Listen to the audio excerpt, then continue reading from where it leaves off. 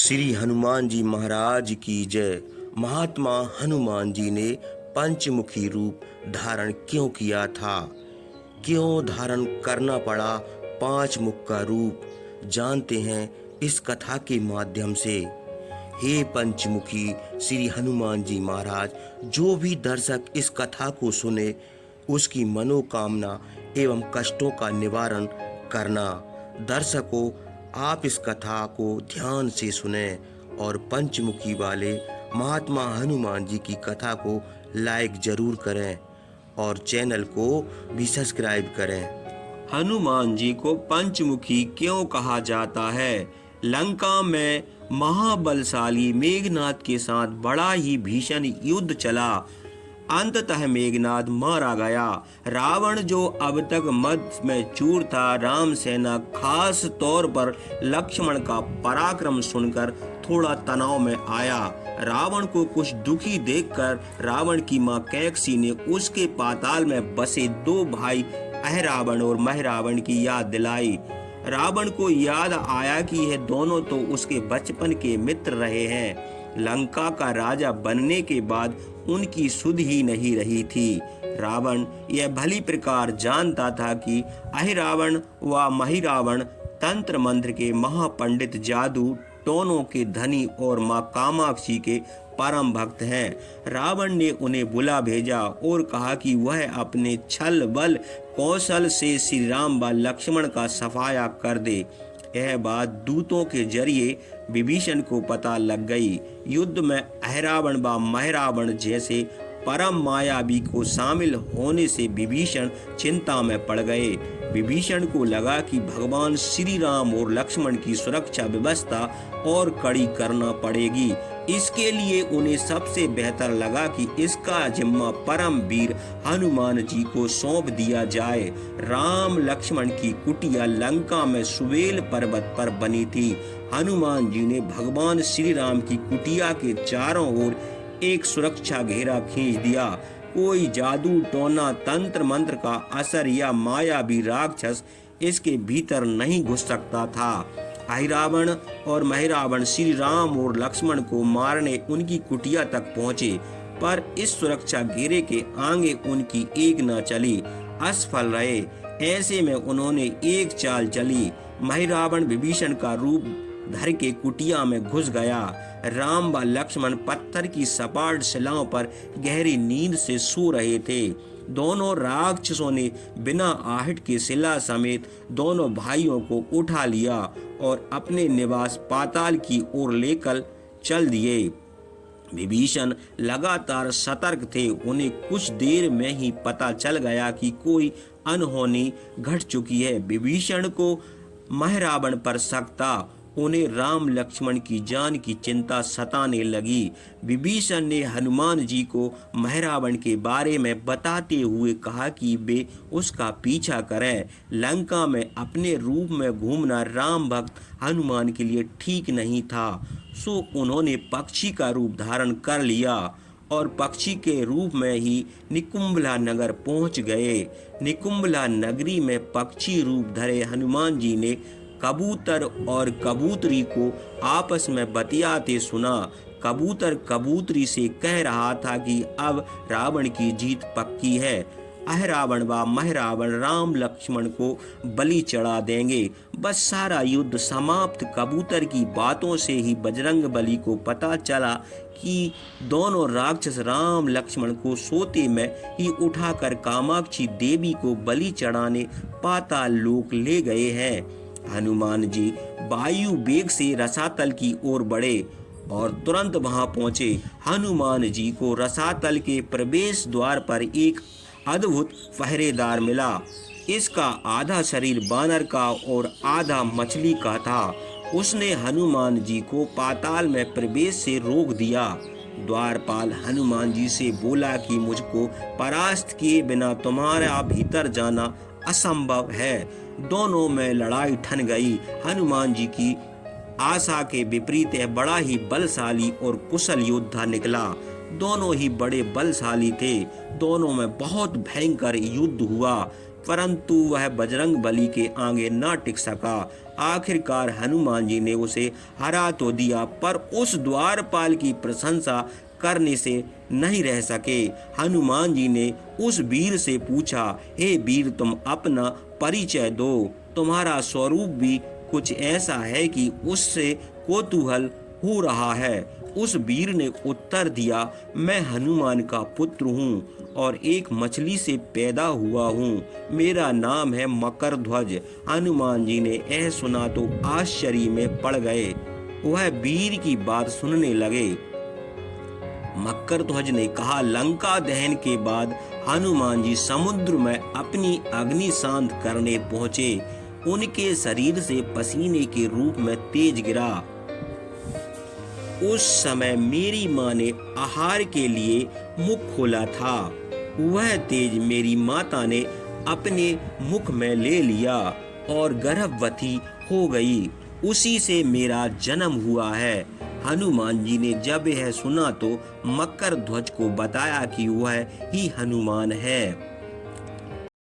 मकरध्वज ने हनुमान जी के चरण स्पर्श किए और हनुमान जी ने भी अपने बेटे को गले लगा लिया और वहां आने का पूर्ण कारण बताया। उन्होंने अपने पुत्र से कहा कि अपने पिता के स्वामी की रक्षा में सहायता करो। हनुमान जी ने पहले तो मधुमक्खी का रूप धरा और मां कामाक्षी के मंदिर में घुस गए।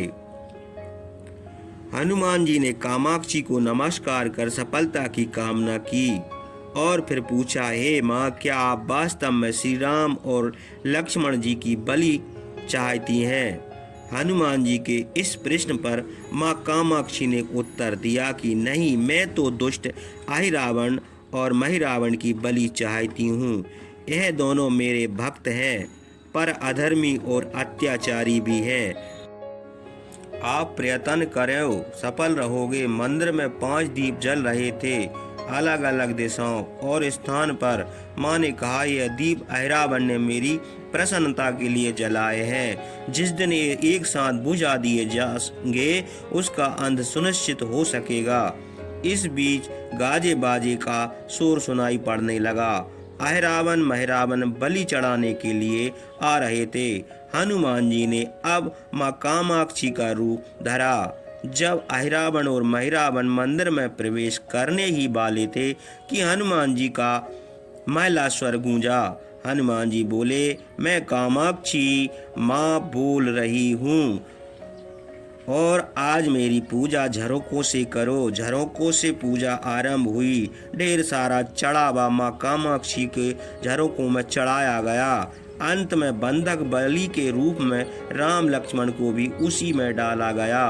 दोनों बंधन में बेहोश थे। हनुमान जी ने तुरंत उन्हें बंधन मुक्त किया। अब पाताल लोक से निकलने की बारी थी, पर उससे पहले माँ कामाक्षी के सामने अहिरावण महिरावण की बलि देकर उनकी इच्छा पूरी करना और दोनों राक्षसों को उनके लिए किए गए की सजा शेष थी। अब हनुमान जी ने मकरध्वज से कहा कि वह अचेत अवस्था में लेटे हुए भगवान राम और लक्ष्मण का खास ख्याल रखे और उसके साथ मिलकर दोनों राक्षसों के खिलाफ युद्ध छेड़ दे। पर यह युद्ध आसान ना था। अहिरावण और महिरावण बड़ी मुश्किल से मरते तो फिर 5 के 5 रूप में जिंदा हो जाते थे। इस विकट स्थिति में मकरध्वज ने बताया कि अहिरावण की एक पत्नी नाग कन्या है। अहिरावण उसे बलात् हर लाया। वह उसे पसंद नहीं करती, पर मन मार के उसके साथ है। वह अहिरावण के राज जानती है। उससे उसकी मौत का उपाय पूछा जाए। आप उसके पास जाइए और सहायता मांगे। मकरध्वज ने राक्षसों को युद्ध में उलझाए रखा और उधर हनुमान अहिरावण की पत्नी के पास पहुँचे। नाग कन्या से उन्होंने कहा कि यदि तुम अहिरावण की मृत्यु का भेद बता दो तो हम उसे मारकर तुम्हें उसके चंगुल से मुक्ति दिला देंगे। अहिरावण की पत्नी ने कहा, मेरा नाम चित्रसेना है। मैं भगवान विष्णु की भक्त हूँ। मेरे रूप पर अहिरावण मर मिटा और मेरा अपहरण कर यहाँ कैद किए हुए है, पर मैं उससे नहीं चाहती। लेकिन मैं अहिरावण का भेद तभी बताऊंगी जब मेरी इच्छा पूरी की जाएगी। हनुमान जी ने अहिरावण की पत्नी नाग कन्या चित्रसेना से पूछा कि आप अहिरावण की मृत्यु का रहस्य बताने के बदले में क्या चाहती हैं? आप मुझसे अपनी शर्त बताएं, मैं उसे जरूर मानूंगा। चित्रसेना ने कहा, दुर्भाग्य से अहिरावण जैसा असुर मुझे हर लाया, इससे मेरा जीवन खराब हो गया। मैं अपनी दुर्भाग्य को सौभाग्य में बदलना चाहती हूँ। आप अगर मेरा विवाह श्री राम से करने का वचन दें तो मैं अहिरावण के वध का रहस्य बताऊंगी। हनुमान जी सोच में पड़ गए। भगवान श्री राम तो एक पत्नीनिष्ठ हैं। अपनी धर्म पत्नी देवी सीता को मुक्त कराने के लिए असुरों से युद्ध कर रहे हैं। वह किसी और से विवाह की बात तो कभी ना स्वीकारेंगे। मैं कैसे वचन दे सकता हूँ? फिर सोचने लगे कि यदि समय पर उचित निर्णय न लिया तो स्वामी के प्राण ही संकट में है। असमंजस की स्थिति में बेचैन हनुमान जी ने ऐसी राह निकाली कि सांप भी मर जाए और लाठी भी न टूटे। हनुमान जी बोले, तुम्हारी शर्त स्वीकार है, पर हमारी भी एक शर्त है। यह विवाह तभी होगा जब तुम्हारे साथ भगवान राम जिस पलंग पर आसीन होंगे वह सही सलामत रहना चाहिए। यदि वह टूटा तो इसे अपशकुन मानकर मैं पीछे हट जाऊंगा। जब महाकाय अहिरावण के बैठने से पलंग नहीं टूटता तो भला श्री राम के बैठने से कैसे टूटेगा? यह सोचकर चित्रसेन तैयार हो गई। उसने अहिरावण समेत सभी राक्षसों के अंत का सारा भेद बता दिया। चित्रसेना ने कहा, दोनों राक्षसों के बचपन की बात है। इन दोनों के कुछ शरारती राक्षस मित्रों ने कहीं से एक भ्रामरी को पकड़ लिया। मनोरंजन के लिए वे उसे भ्रामरी को बार बार कांटों से छेड़ रहे थे। भ्रामरी साधारण भ्रामरी न थी, वह बहुत मायावी थी, किंतु किसी कारणवश वह पकड़ में आ गई थी। भ्रामरी की पीड़ा सुनकर अहिरावण और महिरावण को दया आ गई और अपने मित्रों से लड़कर उसे छुड़ा दिया। मायावी भ्रामरी का पति भी अपनी पत्नी की पीड़ा सुनकर आया था। अपनी पत्नी की मुक्ति से प्रसन्न होकर उस भौरे ने उपकार का बदला हम सभी ब्राह्मण जाति मिलकर चुकाएंगे। ये भौरे अधिकतर उसके शयन कक्ष के पास रहते हैं। ये सब बड़ी भारी संख्या में हैं। दोनों राक्षसों को जब भी मारने का प्रयास हुआ और ये मरने को हो जाते तब भ्रमर उनके मुख में एक बूंद अमृत की डाल देते हैं। उस अमृत के कारण ये दोनों राक्षस मरकर भी जिंदा हो जाते हैं। उनके कई रूप उसी अमृत के कारण हैं। इन्हें जितनी बार फिर से जीवन दिया गया उनके उतने ही नए रूप बन गए। इसलिए आपको पहले इन भंवरों को मारना होगा। हनुमान जी रहस्य जानकर लौटे। मकर ध्वज ने अहिरावण को युद्ध में उलझाए रखा था तो हनुमान जी ने भंवरों को खत्म शुरू किया। वे आखिर हनुमान जी के सामने कहाँ तक टिकते। जब सारे भ्रमर खत्म हो गए और केवल एक बचा तो वह हनुमान जी के चरणों में लूट गया। उसने हनुमान जी से प्राण रक्षा की याचना की। हनुमान जी पसीज गए। उन्होंने उसे क्षमा करते हुए एक काम सौंपा। हनुमान जी बोले, मैं तुम्हें प्राण दान देता हूँ, पर इस शर्त पर कि तुम यहाँ से तुरंत चले जाओगे और अहिरावण की पत्नी के पलंग की पार्टी में घुसकर जल्दी से जल्दी उसे पूरी तरह खोखला बना दोगे। भंवरा तत्काल चित्रसेना के पलंग की पार्टी में घुसने के लिए प्रस्थान कर गया। इधर अहिरावण और महिरावण को अपने चमत्कार के लुप्त होने से बहुत अचरज हुआ, पर उन्होंने महायावी युद्ध जारी रखा। भ्रमरों को हनुमान जी ने समाप्त कर दिया। फिर भी हनुमान जी और मकर ध्वज के हाथों में अहिरावण और महिरावण का अंत नहीं हो पा रहा था। यह देखकर हनुमान जी कुछ चिंतित हुए। फिर उन्होंने कामाक्षी देवी का वचन याद आया। देवी ने बताया था कि अहिरावण की सिद्धि की जब पांचों दीपकों को एक साथ बुझाओगे तभी ये नए नए रूप धारण करने में असमर्थ होंगे और उनका वध हो सकेगा।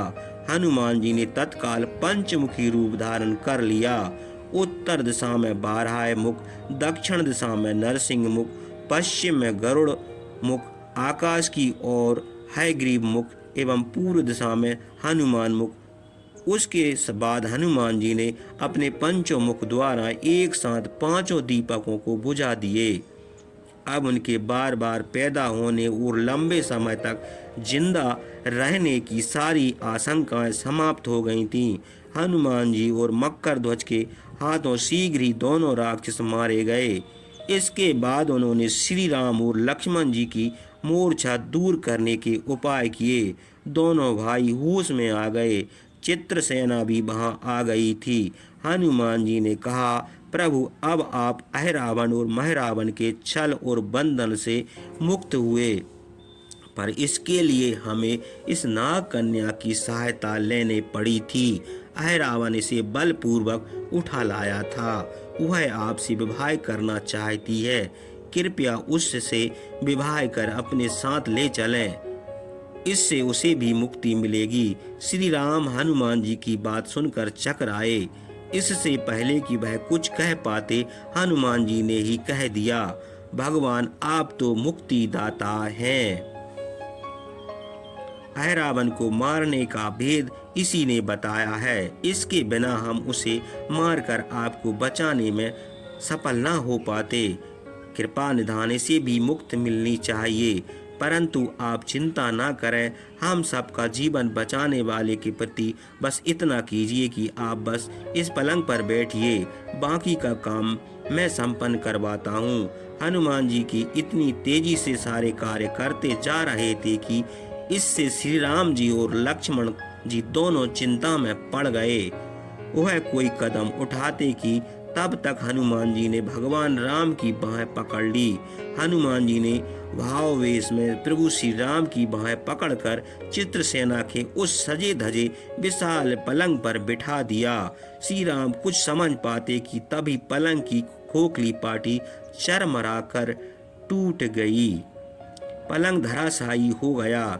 चित्रसेना भी जमीन पर आ गिरी।